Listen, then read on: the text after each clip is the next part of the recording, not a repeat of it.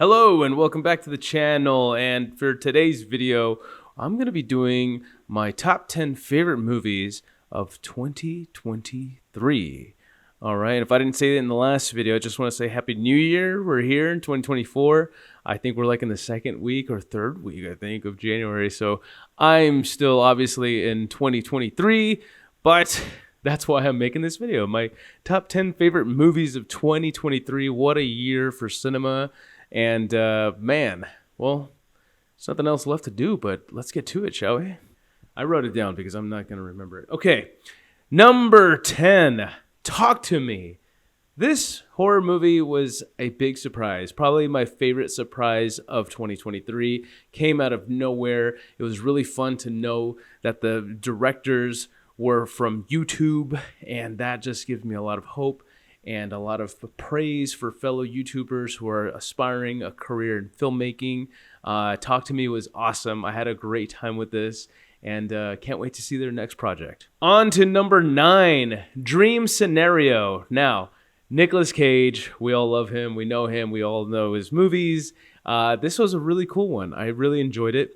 The only reason I was really expecting it to be a little higher, wanted to love it a little more. It was just that third act where I was like, okay, all right, I guess we're doing this. But I still enjoyed the movie a lot, actually. But anyways, that is number 9. Let's go on to number 8, The Iron Claw. Man, oh man. As a wrestling fan, this movie really did take me places. I really enjoyed the hell out of this movie. A great drama, very tragic drama. If you're not familiar with the Von Erich family story, man, I implore you to just go in there blind. Just watch this film without knowing nothing about this family, without knowing anything about wrestling if you can. But man, this movie was a great drama, a great biopic. I never in a million years would have thought that Zac Efron would like legit make me cry, but he really did, man. Like, he was incredible in this movie. And from Jeremy Allen White, from the rest of the cast, this entire cast. I was fortunate enough to see this movie, followed by a Q&A with the director, and it was really great to see like the director's insight on what he has on wrestling. The dude's a big wrestling fan, and all the research that he put into making this film about the Von Erichs. Man, it's just a great movie. I really, really love this movie. If you have not seen The Iron Claw, please check that one out. It is damn fucking good. Okay, number 7, Poor Things. Man, this movie was awesome. Yorgos Lanthimos. I'm a fan of his previous films. Not that much of a big fan, but I do respect his vision and his storytelling, and I was really looking forward to seeing this movie. Everything about this movie just kind of blew me away, from the set design, from the cinematography, to the cast, from Emma Stone, to Mark Ruffalo, to Willem Dafoe. This movie was wacky, but damn, that kind of wacky that has a lot of heart. And it really was thought-provoking as well. I remember me and Savannah were having a conversation about this, like on the phone. We're like, hey, so let's talk about some themes. What are some things that you noticed? It's definitely one of those films where it's like, it's a very multi-layered for sure. And I think it was one of my favorite multi-layered films of the year. Number 6, dun, dun, dun, dun, dun, dun. Dun, dun. Mission Impossible Dead Reckoning Part 1. I don't know if it's still being called Dead Reckoning Part 1 or if the next one is going to be called Dead Reckoning Part 2. I don't know what's the future for these Mission Impossible movies, but this one, holy shit. This one was incredible. I don't think it was as perfect as damn, what was the last one called? Oh shit, hang on. Fallout. Damn. I don't think this one was as perfect as Mission Impossible Fallout, but this was just as grand. It was just as luxurious as the kind of, this is the kind of action films you just don't see that often anymore these days. Unless you're John Wick, you know, this is the movie where the stunts really shine. This is one of those Tom Cruise films where I just can tell that he is still fully locked in with this character and this franchise. And man, I just, you know, at 60 years old, I think he's doing an incredible job. These movies are awesome. I'm always going to be a fan of these movies. And this one was just another action wild ride to enjoy. Unfortunately, it just came out during a time where it was overlooked with Barbie and Oppenheimer. So I don't know. I don't know if they were expecting that box office return, but in my opinion, you guys did an incredible job. I fucking loved this movie. This was great. Great job. Can't wait for the next one. Number 5, Spider-Man Across the Spider-Verse. My goodness. Man, this was definitely a really cool year for animation. There's a couple of films that I'm going to mention very, very soon in this list, but I'm going to start with a big one, and that is Spider-Man Across the Spider-Verse. This was a fantastic sequel. That ending was awesome. It left me wanting more. I was surprised on how long it was. It didn't really feel like it to me. Everything that I've talked about with Into the Spider-Verse, I'm going to transfer that into Across the Spider-Verse, except I think they just took it to a whole nother level with the action, the comedy, and of course the animation. That's where it really shines. And I just can't wait for the next one. I love this one a lot. And yes, let's get that third one coming ASAP because holy damn. Number 4, The Boy and the Heron. I did mention just a little while ago that animation was big in 2023. And my God, as a Studio Ghibli fan, this was just another masterpiece from the great Hayao Miyazaki. This was one of those films where I'm kind of almost left in tears a little bit. I get really emotional at the end. This film felt very personal. When it comes to Studio Ghibli films, I think this is still a masterpiece, just probably not my personal favorite Studio Ghibli films, but it doesn't mean that this movie sucked at all. This is still a monumental achievement from Studio Ghibli. And man, I know that Miyazaki is retiring. This might be his final film, but I hope not. I hope he keeps on doing it. I hope he keeps on pumping more of these. So yeah, this was a fantastic film. I still have yet to see the English dub version because I know the American cast is stacked, but I did see the sub version, and that was incredible. And man, The Boy and the Heron just kind of it did a really good number on me, and I mean that in the best way possible, in the most beautiful way possible. All right, let's continue on to the list with number 3. That is the music for Godzilla Minus One. Holy cow, man. What can I say about Godzilla Minus One that has not been said about it so far? This movie was it was amazing. It was absolutely beautiful.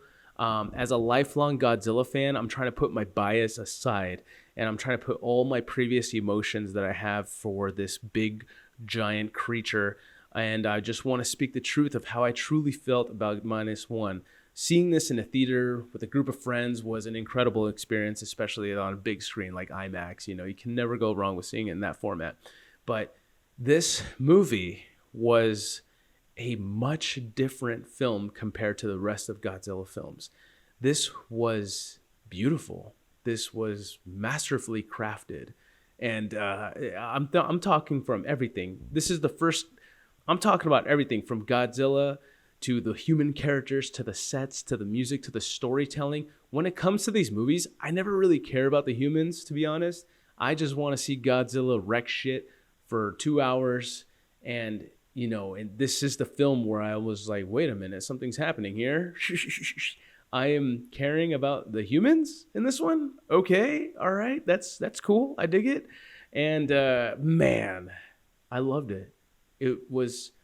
It's instantly my favorite Godzilla film of like all time, and I love it so much. Minus One was an incredible achievement. And yeah, it sits right now at number 3 for my list. But let's continue on with the list with number 2. That is Killers of the Flower Moon. Man, what a fucking film, man. This was Martin Scorsese's latest film with Leonardo DiCaprio, Robert De Niro, Lily Gladstone. Oh my God, this movie was fucking incredible.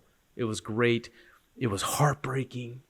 It's one of those films, geez, I'm over here dropping the list. It's one of those films where you're just so emotionally attached. You're invested in everything that's going on with these characters, the storytelling. I'm told that this movie was 3.5 hours long. It didn't feel like it. It did not feel like it at all. Like with movie previews and everything, you're in the theater for almost 4 hours. Did not feel that.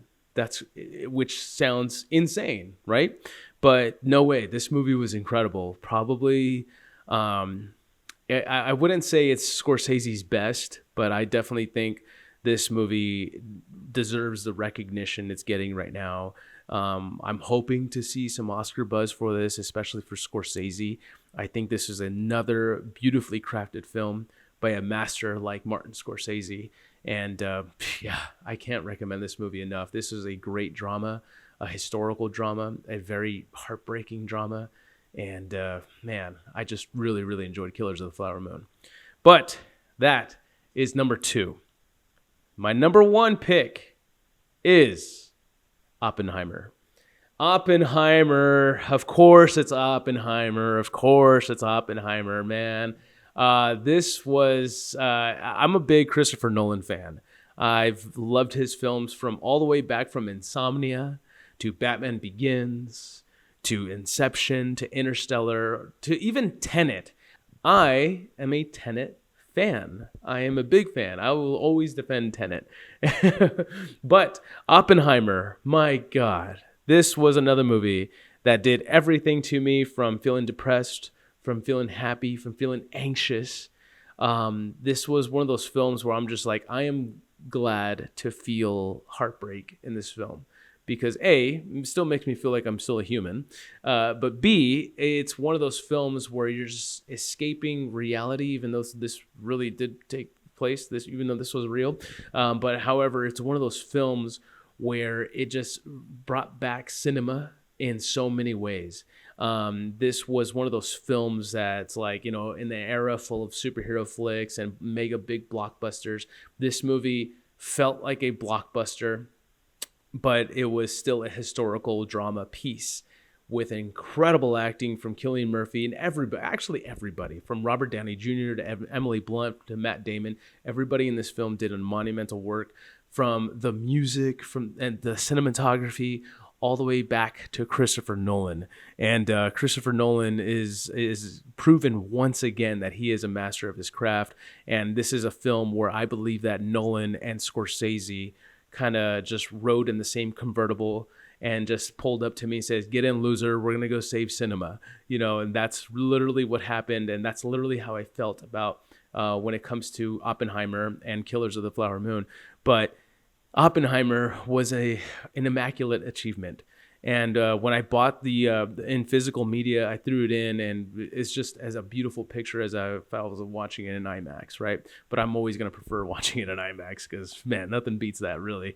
And everything about this film was absolutely stunning. I can never, ever, thank Christopher Nolan for such an incredible year and for an incredible resume of films that he's given us too. Not just Oppenheimer, but man, the dude has a great looking resume, and I can't wait to see his future projects.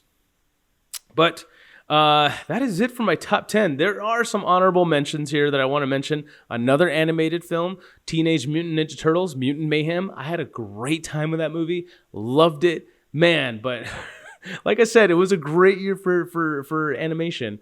And TMNT, I loved this one. This was a really cool one. I can't recommend it enough. That movie was awesome. Go check that one out if you have not seen it. And also, guys, I tried really hard to find a place for Barbie in my top 10 list. And dude, I just couldn't do it. There were so many good movies that came out this year. Barbie was an awesome movie. I really enjoyed that movie a lot. I loved it. There was just other films in this list that really took me to different places, right? And I'm not saying that Barbie didn't take me anywhere. It definitely took me to Barbie Land. It took me to all these great sets. I think Greta Gerwig hit a home run with this film. Barbie was awesome. I loved it. It's just because you're not in the top 10 doesn't mean I didn't love you, okay? So definitely loved Barbie. Barbie was awesome. Another honorable mention, The Holdovers. Man, I loved this movie. Another honorable mention here is, of course, John Wick Chapter 4. Man, this is probably one of the best John Wick films ever. And it was just incredible, from the action pieces to that insane staircase scene, from everything, dude. To see Keanu still giving a shit about this character brings me a lot of joy.